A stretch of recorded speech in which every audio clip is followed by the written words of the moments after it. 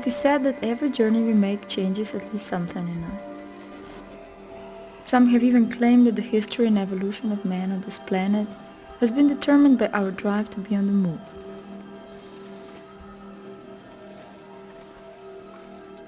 Whether this is true or not, I do believe that traveling is a bit like entering another dimension of time and space.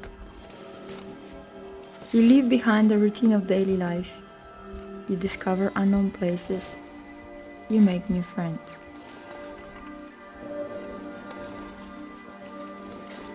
Sometimes it seems that you enter a different world,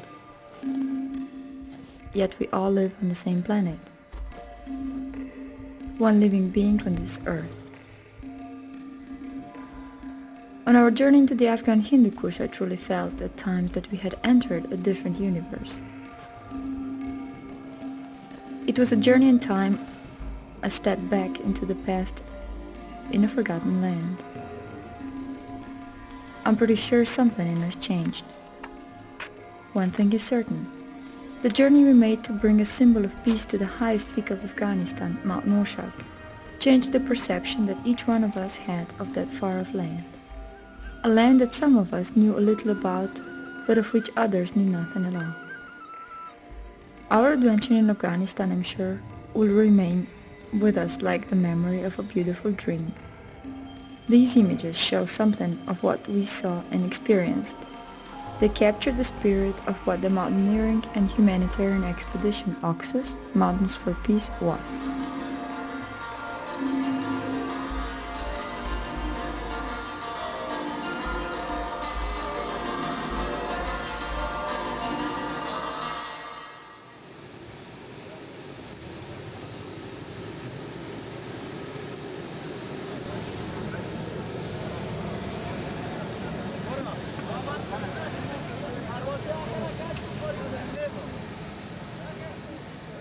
The image of Masood greets us on our arrival in Afghanistan. Pictures of this legendary figure and national hero who has become a symbol of the independence of the country are everywhere. Adesso vediamo un attimo quelli che sono dove andiamo. Presto la nostra sede. We find ourselves engulfed in the traffic typical of Asian cities. The signs of war that finished only a few months ago are still much in evidence in Kabul. Already as we came into land, the remains of wrecked planes on the edge of the runway and the state of alert imposed by the German forces in charge of the airport gave us a hint of the situation. General Mario Fioresi from the non-governmental organization Intersos, in charge of mine clearing in Afghanistan, makes it plain to us how dangerous the situation in the country still is. We settle in at our temporary accommodation, some of us at Intersos headquarters, the others at a nearby rest house. Our first impressions of Kabul are overwhelming. Mario Fioresi is our congenial and indispensable guide to this city that bears a resemblance to scenes from Dante's Inferno. We are confronted with what seem the lost souls of a people forgotten for over 30 years by the international community, by the world itself. The sufferings of war are plainly visible in their faces and on their bodies. Abandoned women and widows begging, refugees, soldiers from the international forces, all those lost in the Afghan drama appear before our eyes. This is a city that, in spite of all that has happened, is struggling to return to something approaching normality.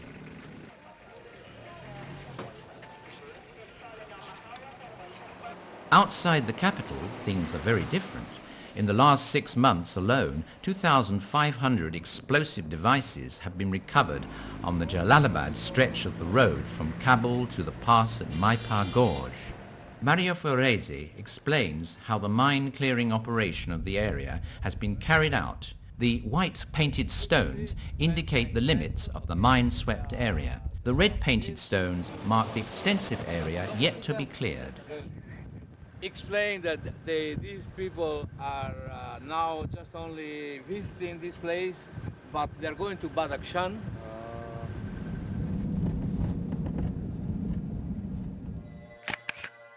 Another halt, the Orthopedic Center of the International Red Cross in Kabul.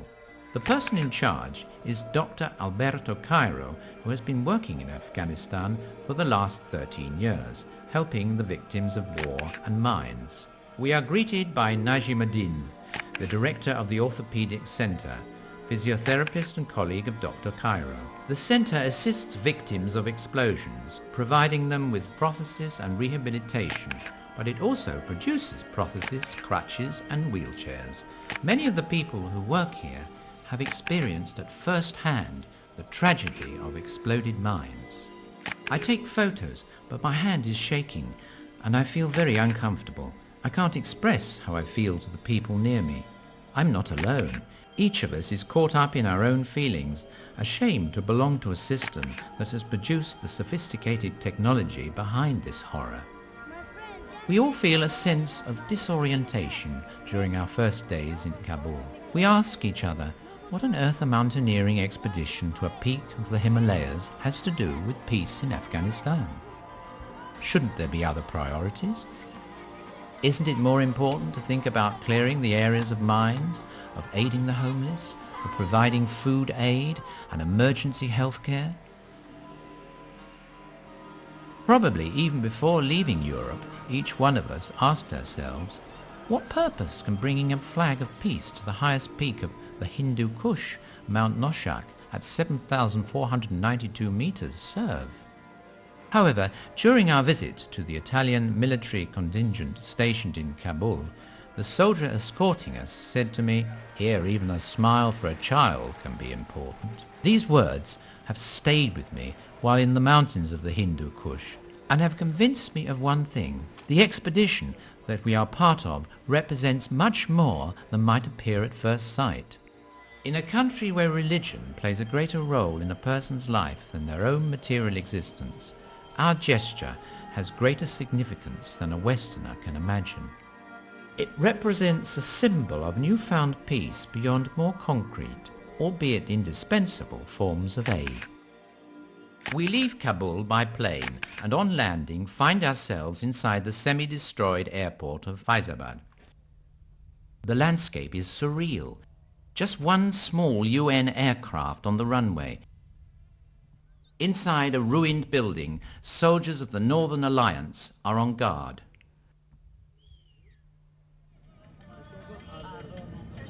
We have arrived in the region of Badakhshan.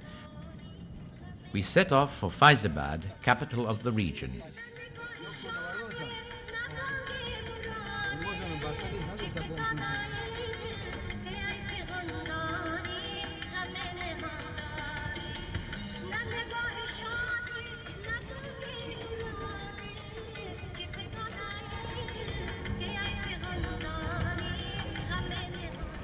We are welcomed by Mir Zaidullah, a representative of the local community, who we met at the press conference in Kabul.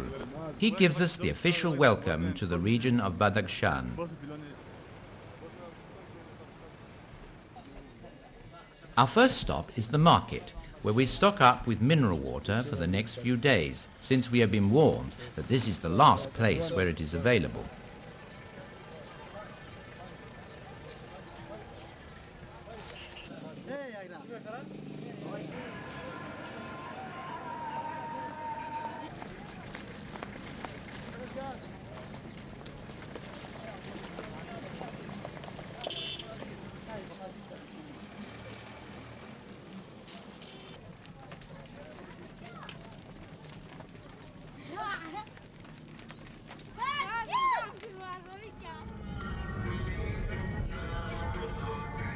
Travelling on the Afghan road system is difficult. While driving along the roads carved out of the mountains, it is virtually impossible to film.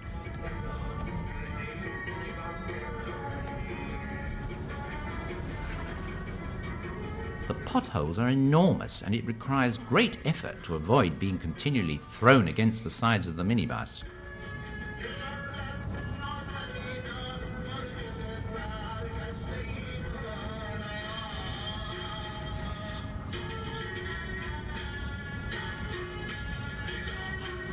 At one point the road has subsided, washed away by the violence of the river which runs alongside the road to Barak.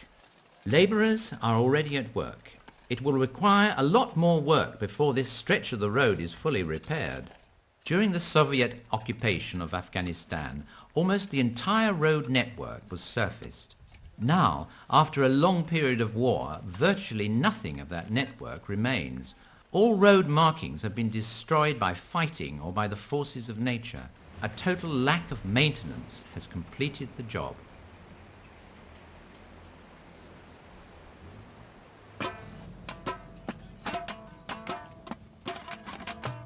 After Barak, we pass kilometers and kilometers of opium poppy fields. We are penetrating further and further into the narrow valleys of the Hindu Kush. We photograph and admire the colors of these fields of death, the enchanting beauty of the valleys, and the mountains with a mixture of disbelief and astonishment. How can a flower of such beauty generate such horror, ruining so many lives? Even if the cultivation of opium is illegal in Afghanistan and severely forbidden by law, the trade continues because people have nothing else to produce and sell. That is the stark reality. The only people not involved in opium production are Ismaili Muslims who live in the Wakhan because it is against their religious principles. The Wakhan is where we are heading for now. We have crossed northern Afghanistan in two groups, the first part of the journey by air, the second part by minibus.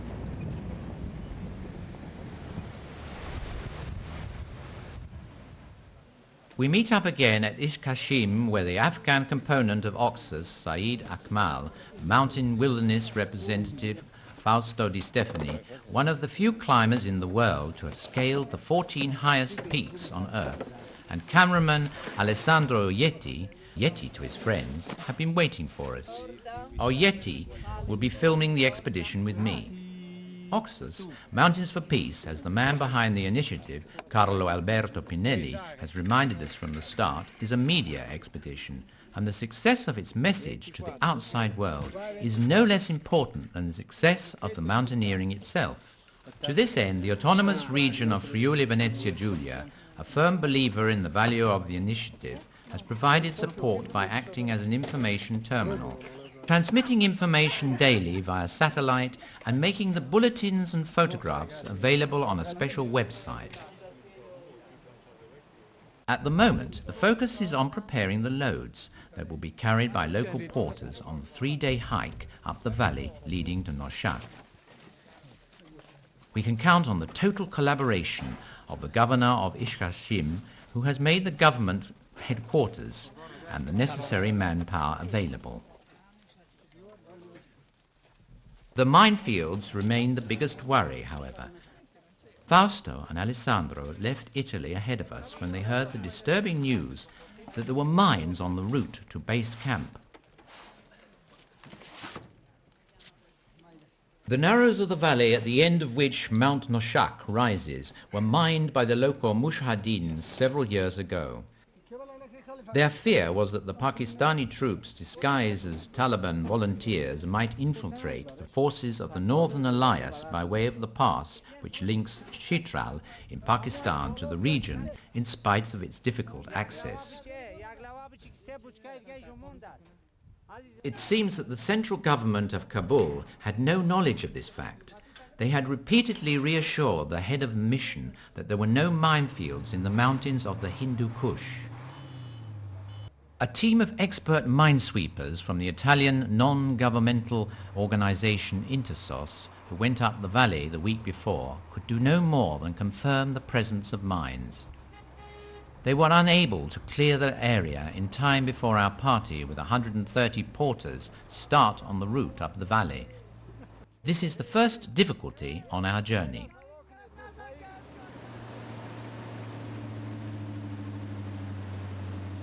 We have now entered the corridor of Wakhan, the ancient Silk Route. We are following the same itinerary taken by Marco Polo. The road follows the Amu Darya River, known to the ancient Greeks as the Oxus.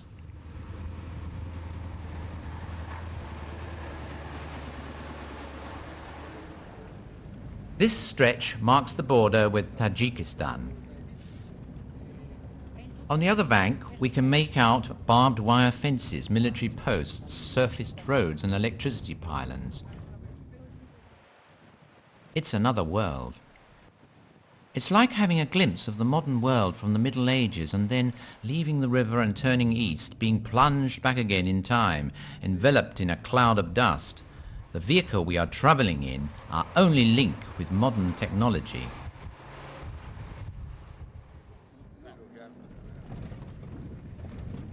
We bounce over another pothole, bend right, and there in front of us, in the magical light of the late afternoon, appears the village of Kazi Day.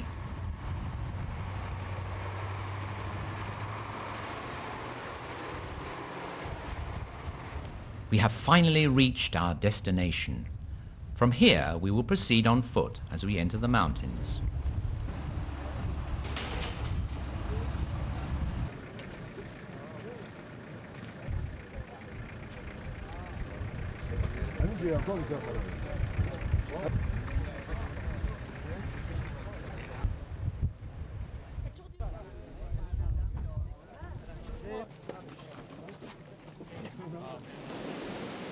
The morning of our departure for Noshaq, the sky is a deep cloudless blue, the air is fresh, and the porters prepare their loads.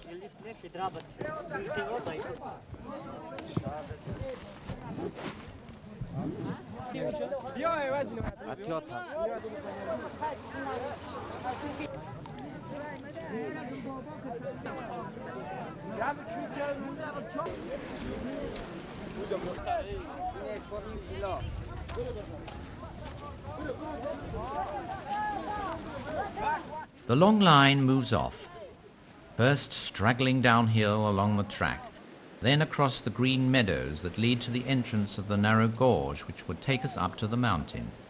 The man dividing the 136 valley people into groups of 10 has an imposing presence. Dark eyes, the lines which mark his face, and his black beard heighten his deep, penetrating gaze and make one feel under constant scrutiny. Ghulam Saki is the military commander of the zone of Ishkashim and of the Wakhan corridor. He it was who directed the mine-laying operation here. He was born in Barak, in the region of Badakhshan, 37 years old, married with 8 children, but his appearance suggests a maturity greater than his age. At the age of 18, he had already joined the Mujahideen of Massoud to fight in the mountains. It is he who is leading our long line of porters and climbers.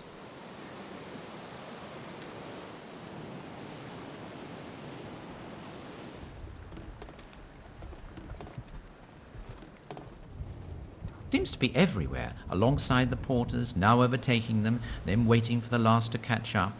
He goes forward again, and from a boulder checks everybody, climbers included, with the air of one for whom the ascent is effortless.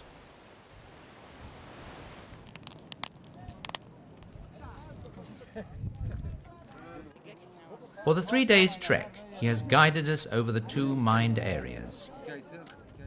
First set of mines were placed at the confluence of the 2 valleys along a narrow passage which forced us to abandon the main path and climb the long, steep and rocky right side of the valley. We have to cross the icy waters of a deep turbulent stream at dawn and then climb another steep slope of about 200 meters before traversing a faint path marked by the porters halfway above the right flank of the gorge.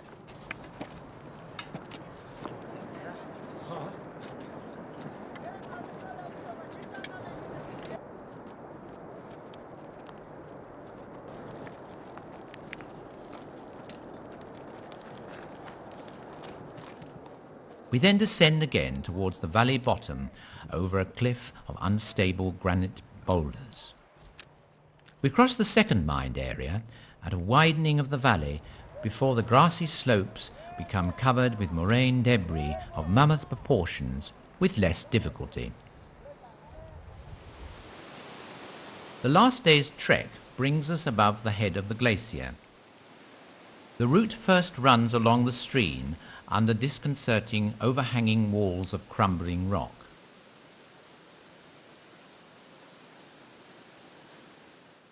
It then continues above the moraine to the plateau chosen for base camp at an altitude of 4,450 meters above sea level.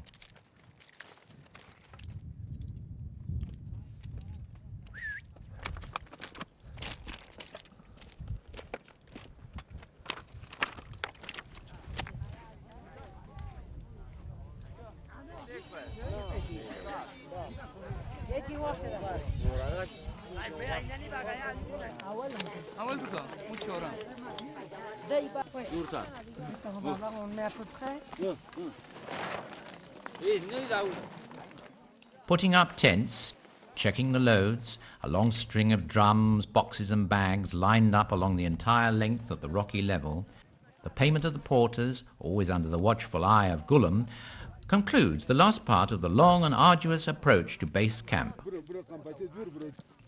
Once the porters, with their colourful, noisy commotion, have left, the silence of the mountains enfolds us all of a sudden.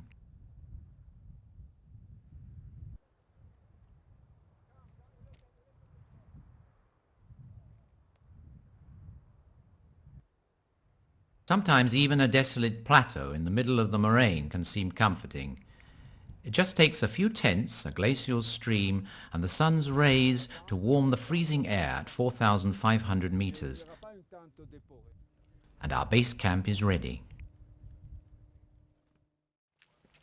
Wake-up call is just after dawn. All the mountaineers climb on up to 5,300 meters, where Camp 1 will be set up.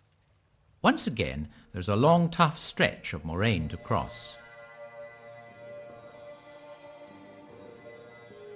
Noshaq rises imperiously above our slow ascent.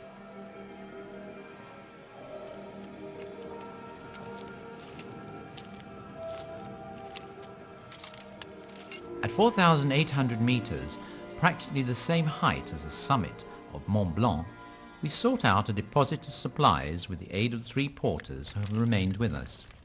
They go back down. We continue our climb. This is our first taste of the face. Step by step, we proceed along the ramp of snow on the northwest ridge of the mountain. A 500 meters climb that is not difficult, but nevertheless tiring for a physique that is just beginning to acclimatize to the high mountain atmosphere. The site chosen for the camp is in a depression created by a crevasse on the right-hand side of a series of seracs, just beneath the point where the ramp of snow meets the rocky ridge that descends from the summit of Noshaq. At the end of the expedition, we will discover that the site is in fact a bridge of snow lying over an enormous crevasse that is not safe as we had assumed. Siamo arrivati a quota 5003 e stiamo scavando le piazzole per il campo base. Fausto ha trovato un ottimo posto, protetto anche da eventuali slavine. Comunque metteremo una corda fissa, così in caso di pericolo uno si può allontanare velocemente e andare sulla cresta. Passo. Already from this first taste of the mountain face, we realize that climbing to the summit will be no mean feat. Noshaq is not an easy mountain.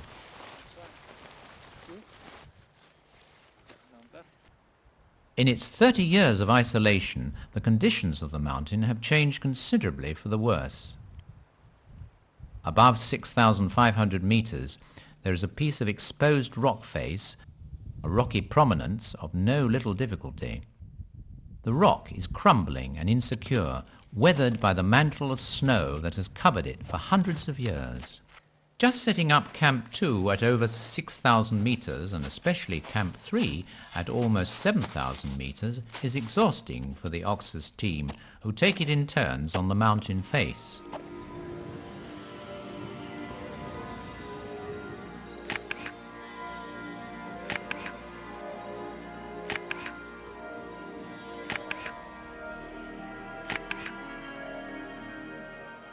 Climbing Noshaq for the mountaineers of Oxus, Mountains for Peace, represents a tremendous physical sacrifice. But the conquest of this symbol of peace, reaching its summit, has a hidden side to it. it means another heavier individual toll for each and every one of us that is not just physical effort.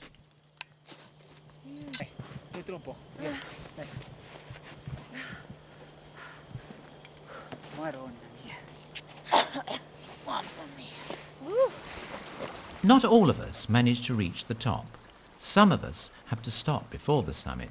But in spite of this, every team member has contributed to the overall success of the expedition.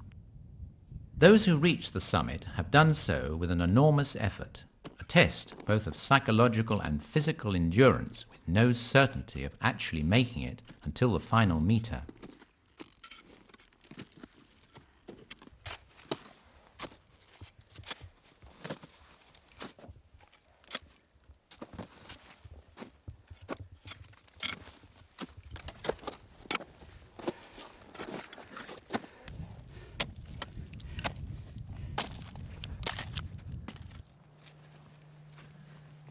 After bivouacking one night at 7,000 meters with only a sleeping bag, Fausto Di Stefani attempted to climb the peak alone with great difficulty.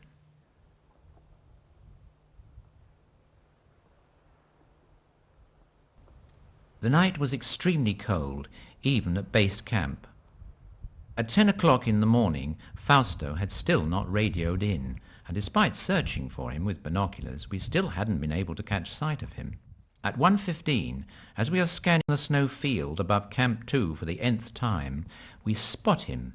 The small black dot is Fausto, descending from the summit. Pace is fast and sure.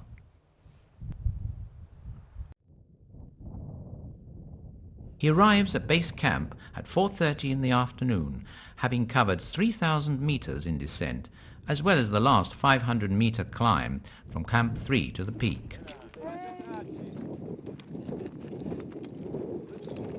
Amidst the embraces and handshakings, he tells us of the last 2 eventful days. The flag of peace reached the summit for the first time in 30 years and is now waving from the highest point of Afghanistan.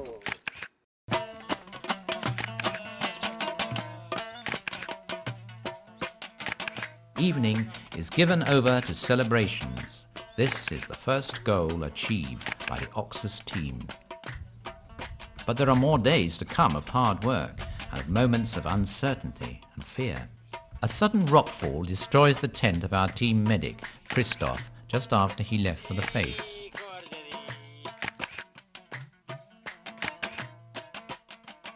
The French party, driven back by the cold, bad weather and tiredness, have to renounce reaching the summit.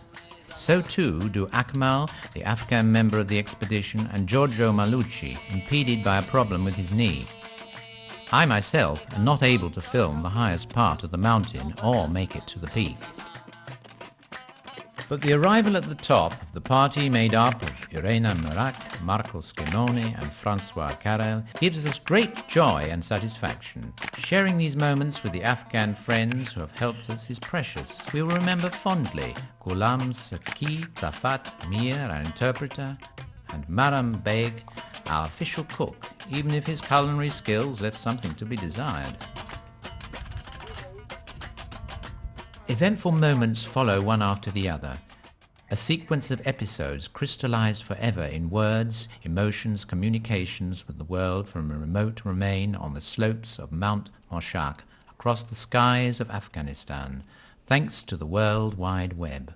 The site provided by the autonomous region of Friuli, Venezia, Giulia has been the springboard from which our message has echoed around the world. It seems almost a provocation to say war is over, it's possible once again to climb these spectacular mountains, to return to the Wakhan, to meet its people, and to help them resume a normal life. Images of a hard-won dream that recall moments of joy and moments of hardship, moments of pleasure and moments of exertion. One memory follows another in rapid succession. The busy days as we dismantle the camps, the hard work of collecting the over 200 kilos of rubbish of every sort left behind by previous expeditions. Cans, ropes, gas canisters are stuffed into the drums and carried down to the valley with the help of the local people. The long descent down to the village of Kazi Day.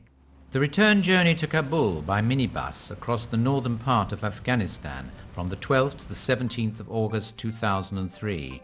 6 days to cover little more than 500 kilometers on terrible road surfaces. The main communication artery with the capital, the only road possible at the moment. Unforeseen situations which we cope with as best as we can in order to reach Kabul airport in time for the weekly direct flight to far-off Europe. The incredible landscape continually changing during the 10 hours a day of travelling. Nights spent in makeshift accommodation where one wouldn't stop unless forced to, without any kind of sanitation, and an abundance of unwelcome guests in sleeping bags. Almost overwhelmed by Afghanistan with her wild and equally beautiful rocky gorges, still strewn with the debris of war, the desolate and gloomy totems of contemporary civilization. The incomprehensible gaping spaces left by the criminal madness of the Talibani, the looks and smiles of the people, a way of life which is almost unimaginable. These are the things that we will never forget.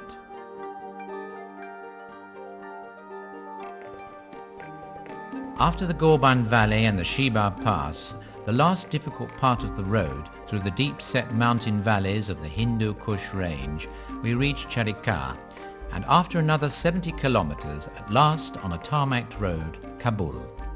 These are the last fragments of our adventure amongst the many curious faces of the people in the villages we pass through, the dust that gets everywhere, and all this will live on only in the dimension of these images. From the window of the plane carrying us back to Frankfurt, I see the desolate mountains beneath us. On our way out, all I could make out was sand and rock. Now I can see roads, villages, the bustling life of this forgotten country. Perhaps that is what has changed most with this journey. The fact that before landing in Afghanistan, it appeared an indistinct, arid land of desert and mountain, whereas now, looking down on it, we can make out the smallest details through our memories. We have changed inside. A flag of peace now flies from the highest peak of the remote region of Badakhshan on an out-of-the-way mountain of the Afghan Hindu Kush. Its image merges with the angelic little faces who smile at us wherever we went. It is an image of hope, one of the first in Afghanistan, after so many images of hate, death and desperation.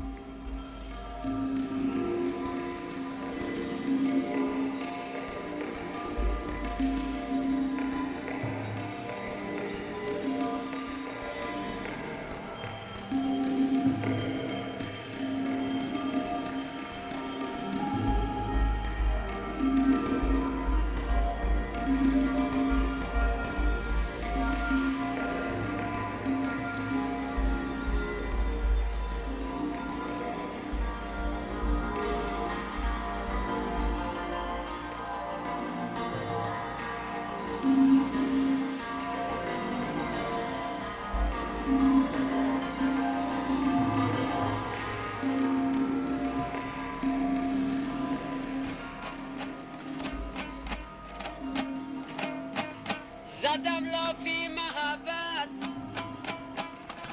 با تو ای نامرد ندانستم زدم لافی محبت با تو ای نامرد ندانستم اگر من بعد از این سوی تو بینم سخت نامردم اگر من بعد از این سوی تو بینم سخت نامردم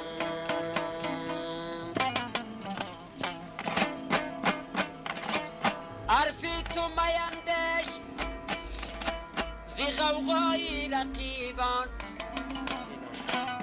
آوازی سگان کم نکند رزقی گدارا آوازی سگان